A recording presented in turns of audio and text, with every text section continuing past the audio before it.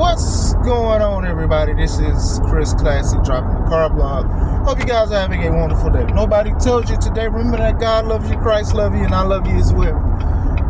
Some things you're just not going to know the answer to, or you're just not going to like the answer in life. And that's the same even when we ask God questions with certain things.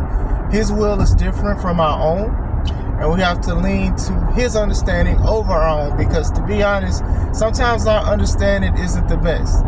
Now, I'm not going to sit here and say I 100% align with a lot of things that happen, but still, it's something beyond the control. So we are taught where we read how to handle the situations, not saying that they are easy to alleviate the pain from, but we always to press on. I don't like saying move on, because I feel like move on is too dismissive, but I do think press on, which means to continue to go on. You know, we all have an expiration date, and how we use our borrowed time is contingent on how we're going to live eternally. So always remember that. Make sure you subscribe to the Take It Home podcast, where I talk about professional wrestling topics. Also, subscribe to C3 Ultimate Wrestling. There's a company that's currently running it, but it is still my company. They still running socials. You know, we've been talking about it. They've been making a lot of announcements coming for the show July 6th called Red Fighting Blues, a show I'm very excited for. Independence Day weekend, early show as usual. Tickets are $5 off on Eventbrite, Crown Point, Indiana. So if you're in the northwestern Indiana area, Chicago area, come see some great wrestling before you go to the park, or you do a cookout for Independence Day weekend if you're not doing it the 4th of July. I wanted to talk about two wrestlers. I wanted to talk about Richard Starks, and I also wanted to talk about Sammy Guevara. And I wanted to talk about, look at, the contrast of their AEW careers, right? You guys know that I am a huge fan of Ricky Starks. I do think the guy has a lot of machismo, a lot of charisma, attitude. The guy can wrestle. He gets reactions from a lot of people. And I do think that he gets the short end of the stick when he comes to AEW. On the other hand, you have Sammy Guevara, who does a lot of bad stuff. I think his bad stuff, even before and after and during AEW, outweighs the good stuff that he does. He's a talented wrestler, but he is deemed unsafe. He's hurt both Hardy Boys. He's hurt Matt twice. He threw a chair at Matt one time, but then they fell on the scaffold. I'm not going to sit here and just blame the scaffold fall on Sammy. Matt had something to do with it too. But still, the comments he said about Mercedes Moné might be a reason why he's still suspended. You know, the match he had with Jeff, where he pivoted and turned and he hit Jeff in the face and then continued the match. Apparently that's what he's suspended for. He's still suspended for that. So, but still, he gets a lot of TV time when he's not suspended. He gets some pushes or somewhat. He's always under his homie Chris Jericho.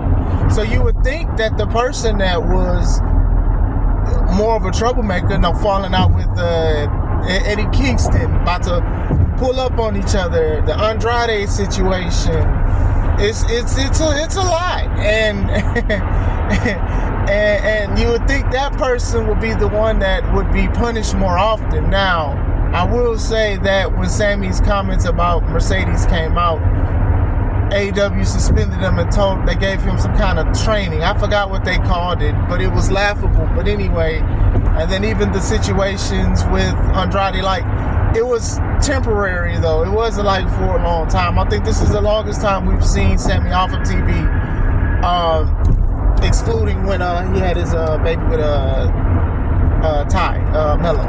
So, yeah. So I want to go more into depth with that. I do think that Starks is being punished. I think that even FTR, I think they're just company men. I think they're even being punished too. With the CM Punk stuff. You know, Ricky's not online. He's not taking jabs at Punk. He's not mimicking stuff. And he also said that he respected him, and he said that Punk gave him a chance. Now, I'm not going to sit here and say that CM Punk is a saint, because we're going to go into it in a little bit in this video. I'm not saying he's a saint or whatever like that, but you do tell that he was a quality person, and Collision, a lot of people enjoyed Collision a lot. Now, I didn't get the views as the flagship show Dynamite, but for what I saw, I was impressed. I liked what they were doing, you know. But going back into it, Starks, I do feel like is punished for a lot of stuff. I do think that him, you know, not saying nothing bad about Punk is one thing. I do think that that promo he had with Adam Copeland, I made videos about it. You can check it out.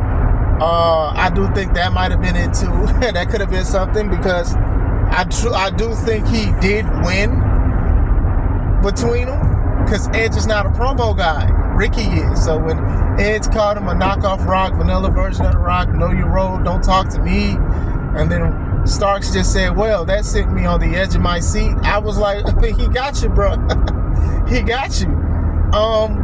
Some people will look down upon that and be like, well, Edge is a Hall of Famer. He's a legend. You don't do these kind of things. You don't disrespect Edge and stuff like that. Because that's the old school way of wrestling, is basically, I don't want to say be bullied by the vets or whatever, or be bullied by the legends, but basically you take what they give you, you know. You can use it for good, or you can use it for bad. And I do think that's one of those things. Starks has also been very vocal on the four pillars. Now, a lot of people know that AEW calls the four pillars Jack Perry, MJF, Darby Allin, and Sammy Guevara. So Starks, he had did a interview, and he low-key kind of broke it down. Like, he, you know, after he said this, a lot of people wasn't calling him the four pillars because he was making a lot of sense. It's like, oh, well, I was there at the beginning, and then, you know, they just randomly picked four guys that were new, basically. There were four guys that were new, and then decided to call them the pillars, and then people ran with it. And he was like, he really did break it down or whatever, because it was like, it was just a random selection. It wasn't like the people per se voted. You know, and AEW, they can say something, and then their hardcore fans are going to ride with whatever they say. So they were selling shirts that said the four pillars and stuff like that. You know, I would think that even Britt Baker is a pillar more than anything, you know, if you want to go off of that. But Starks was there, and he just wasn't selected as a pillar. So he broke it down, and it made sense, because, to be honest, to be a pillar in a company, sometimes you have to evolve. You have to change. Some guys are getting there, and some are not. If I had to choose who was a real good pillar at the company, it'd be MJF. One, because of his world title reign. I do think that he did get better. I do think he's still improving, and he's getting, like, he is one of those guys. Darby is not improving, because Darby is doing Darby stuff. Darby is falling off of stuff, doing unsafe stuff, want to do crazy things, and he's getting paid a lot of money to do it. And that's it. So he's not going to improve because he's not asked to. And that's not just with Darby. That's just with a lot of wrestlers in general in AEW. They're getting paid a lot of money, and some not even wrestling at all and getting paid, and they can do indie bookings. Sammy's not improving because he keeps doing bad stuff that he don't have time to. He keeps getting suspended. But people somewhat love him, and some people somewhat hate him. I mean, some people didn't like that he's not married to the lady he proposed to. But stuff happens. I'm not going into his personal business. That's between all of them. Jungle Boy right now, or Jack Perry right now, is a make or break for the situation. I think people do not like him. People cannot stand him. Now, let's see how he can convert that into interest. Being a part of the new elite, I know a lot of people don't like it. I'm still on a wait and see of it. I'm still on wait and see mode. I want to see what happens, because maybe Jack will grow and become a bigger star than where he currently is now. You get what I'm saying? We'll wait and see. We'll see what happens. Now, even with Perry, I know I'm the sidebar for like the past 2 minutes. Perry does have a chance to become a mature wrestler and learn stuff and learn the business and stuff like that with everything that's going on now. I do think some of the people he's with could derail that, but we'll see. You know, a lot of people will say, okay, well, maybe he'll learn something, learn a lesson from the situation with CM Punk. But even then, I don't even want Perry to act like CM Punk. If it makes sense, Punk is over 40 and he hit somebody, and it could have been more of a lawsuit and stuff like that. Do I get the logistics of being frustrated with somebody that's not listening and being frustrated? Yes. Do I have a right to really punch them in the mouth for that? No. You know, he said, oh, I just choked him out a little bit. And, you know, people made jokes. I made jokes and stuff like that. But still, I wouldn't want to book a man that would do some situation like that. But then again, I'm not the booker that Tony is. And you know, Punk did try to talk to him, but still, you know, you have to have a level of maturity eventually. And Punk being 40 something years old, doing that to him, that doesn't show much of maturity. Very popular wrestler, obviously very talented. Don't agree with everything he says, but he does make a lot of money, and he helped AEW get a lot of views on the product. Now, going back to Starks, I do think that he has everything that it takes.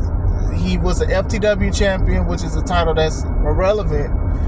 He was also a tag champ with Big Bill. Now, I don't like makeshift tag teams, but they did do great as a tag team. I will say for what they did great. I think both guys have charisma. It kind of reminded me of Shawn Michaels and Diesel, dudes with attitudes. Like, it did remind me of that, but they were just placeholders to give the belts to Sting and Darby Allin for Sting's final match. Well, actually, no, I'm sorry. I'm tripping. It was the Young Bucks. I forgot how the titles, I don't know. I had a brain fart. I'm sorry. Basically, yeah, they did lose to Sting and Darby, but it wasn't Sting's final match. It was going up to Sting's final match. My bad. I had a brain fart. I'm going to keep them, not editing now. But still, Starks is a guy that could have been a champion, a guy that could have been the face of the company, but I do think that they do pick on him. I think they pick on him more than he's actually getting punished for. Him saying stuff about the CM Punk, him saying things about the Pillars. He was, recorded going in the WWE arenas with Cody. This was dang near before Sammy was doing it, to my knowledge. I mean, Sammy was there at WrestleMania 40 when Cody won. People was recording his reaction to Cody winning the belt. But still, at one point, that was like a taboo. But, you know, Starks is cool with Cody. Cody's cool with Sammy. I do feel like Starks does get the short end of the stick, and he has less problems with the company. I do think the guy puts his blood, sweat, and tears and everything he does in that company. I mean, he broke his neck wrestling Hangman Adam Page and finished the match.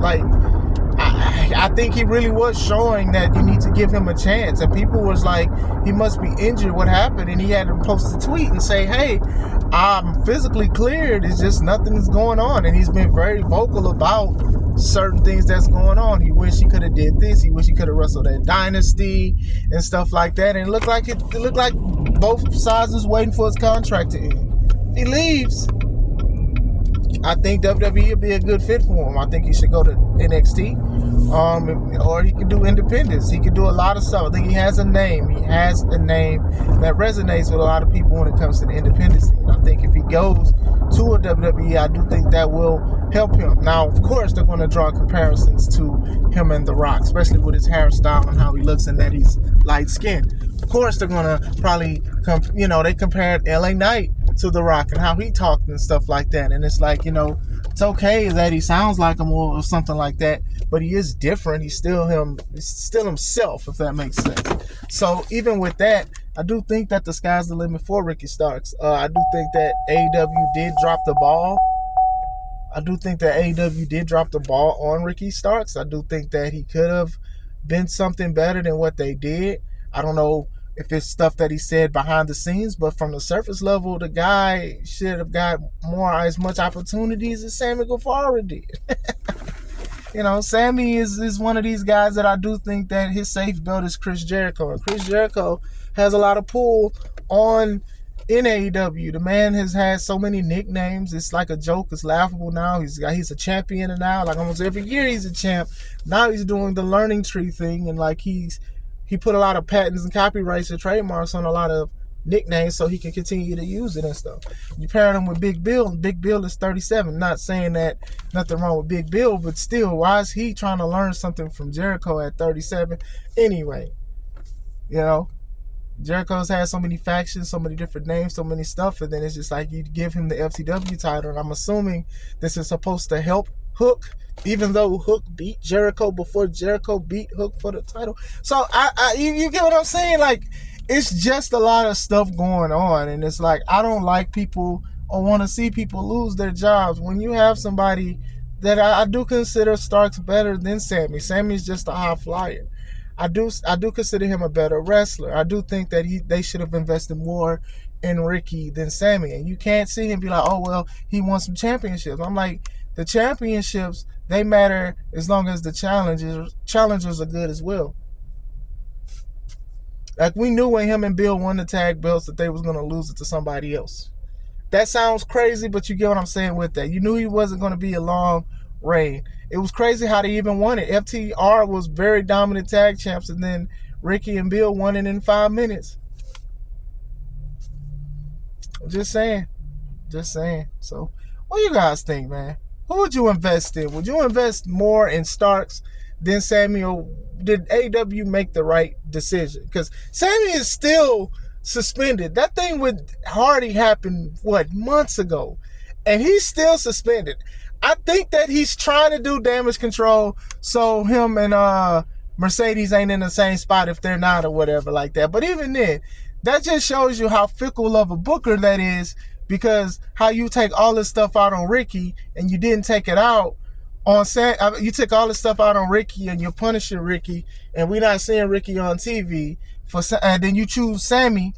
Not saying you basically chose one over the other, like, per se, like, for correlation, but still, you did this, and then now you signed one of the biggest women wrestlers, and now Sammy dang near is nowhere to be found because you chose again. So you know what I'm saying? You double chose. You chose squared. You chose in scientific notations.